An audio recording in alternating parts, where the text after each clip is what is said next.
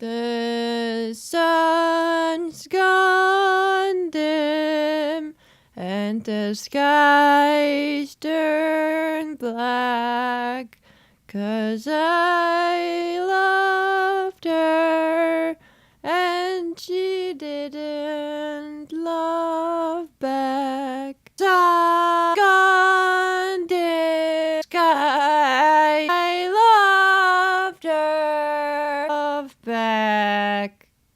Hello everyone and welcome to More Than 13th Day. This game was suggested by a dev. If you're a dev, you can suggest your own games. I might play them. I'm only playing this game because it was so interesting. Skies turned black. No one knows what's happening. Someone might know, the one who caused it. And we have to find out who. And here we go. Start. 3, 2. No one saw you, did they? I don't believe so, Lady Wildfire. You're sure? Yes. Wildfire. You're back. Took you long enough. You didn't look back, did you? Tell me you didn't look back. You gave a warning beforehand, Lady Wildfire. It wasn't one that was easy to forget. Shut up! Why don't you go back to counting? But our guest appears famished. Please warm yourself by the fire and join our meal. There isn't much, but what we have should be quite appetizing. Sure, eat us out of Housenow, why don't you? Not that we live here. She's only expressing her sparkling sense of humor. We're only passing by the area. To make our delivery, in case you're a scatterbrain, you're bringing the sun back. I believe I can recall our mission. Really? You could have fooled me. Hey, look at me. Don't be making eyes at it. Keep your nose out of there. Really, there's no need for such hostility. There's still time. 3, 2... I don't know who this stranger even is. For all we know, you just invited a killer into our midst. You plan on telling us who you are. That was the one condition for staying with us and leeching on all of our grub. 3, 2... Say what? Oh, hold on. Ambrosia, did you promise to tag along about us first? A valid point was made. Since we're traveling in a pair, we seem like the greater threat. Weren't you listening to what I said earlier? Potential killer right here. This sweet dear wouldn't harm anyone. No, I won't. Would you? Besides, Lady Wildfire, will you drop the lady already? She does everyone like this. Lady this, lady that if you're a girl. Sir this, sir that if you're a boy. It's the custom here. Are you really doing this? Yes. Anyway, who do you want as your storyteller? Me or the stuffy prude? The lady. You flatter me. Perhaps that was not your intention, but I consider it a great compliment. I'm sure you would. I suppose it would do to have a little background on me first. Now then, please be so kind as to bear with me. I'll try to make this as quick and painless as possible. Just skip it. Can you say boring? If I did, then our friend's head would really spin, and I wouldn't want that. Allow me to introduce myself to you properly. Okay. I am Ambrosia of the Phoenix. Ooh, music. Ooh! Our way has always been of peace and justice, to mend rather than to break, to restore rather than to destroy. We were healers. We never turned anyone away, but back then, we mostly tended to our own. The other clans did not take kindly to us. The clan of the Valkyrie, the Troll, the Holder. There were others, but these were the ones I remember most. I suppose it was our fault for trespassing on their territory, but we didn't know. To us, land has no ownership. We were always on the retreat, but everything changed when we met the clan of the B. The Y. When it comes to the details of our alliance, they consigned us to secrecy, but they were a kind people. They would preserve our safety, and in exchange, we would furnish them with food, shelter, and everything else they needed. They approached the other clans and asked them to stand down. When they refused, as they so often did, the fight took up arms to defend us. I, Stanley, Bleh. I stand firmly convicted that their intentions were pure, but their actions were a bit misguided.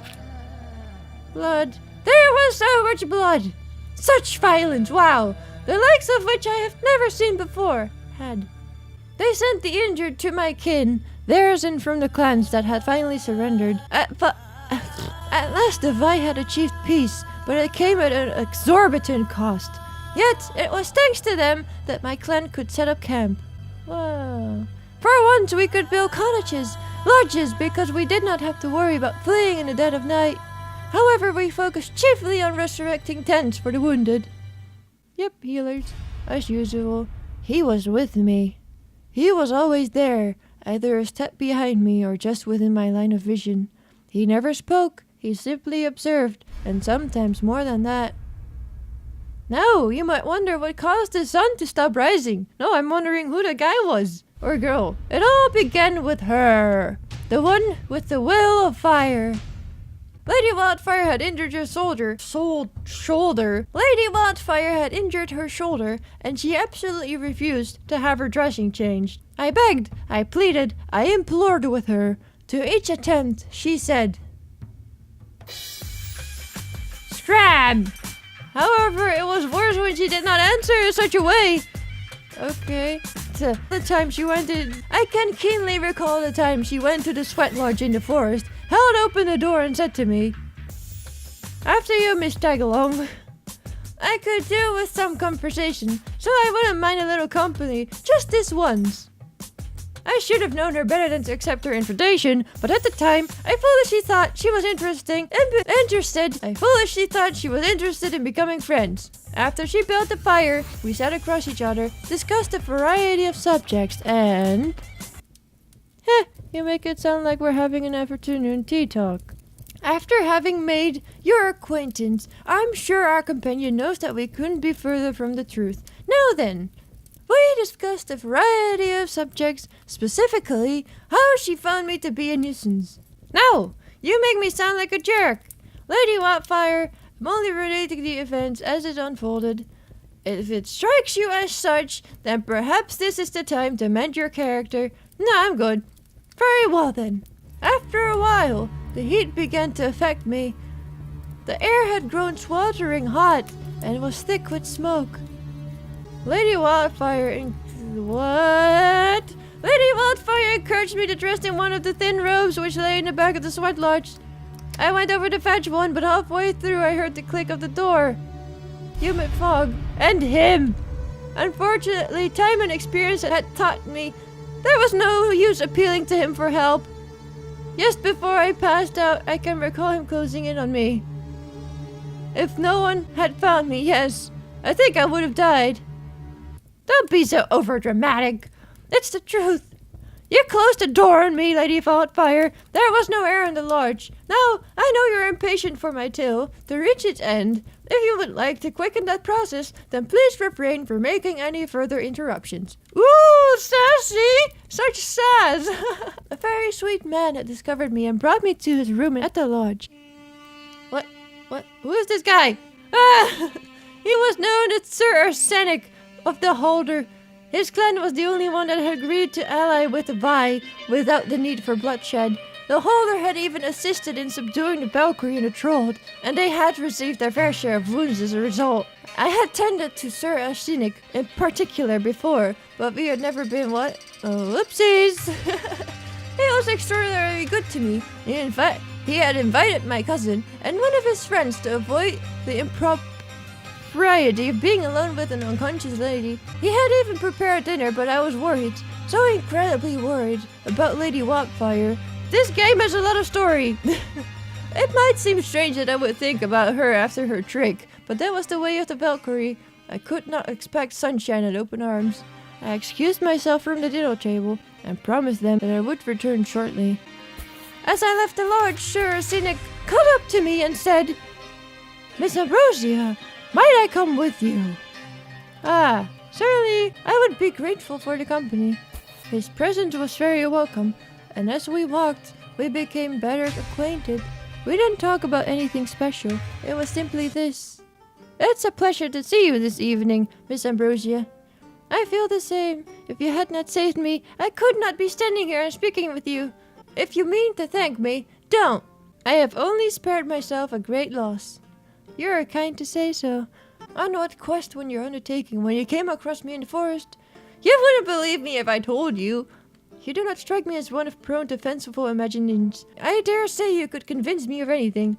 You! I was on a quest to find you, Miss Ambrosia. What? Okay. You may presume that he meant to thank me for having tended to his wounds before. At least, that was my assumption at the time. You will learn of his other reasons later, after we had encountered Lady Wildfire. She was with the rest of her clan. They had returned from a hunt, and they had spread their spoils around the great bonfire. When I approached Lady Wildfire, she said, "Scram!" Of course. Well, she used sharper and more colorful phrases this time, but in effect, she was saying, "Scram." However, on this occasion, Sir Arsenic was here to defend me. It should be fairly obvious that you're an unwarranted cause of concern for her. The clans of the Valkyrie and the Holder share a long history. They were not typically fond of one another.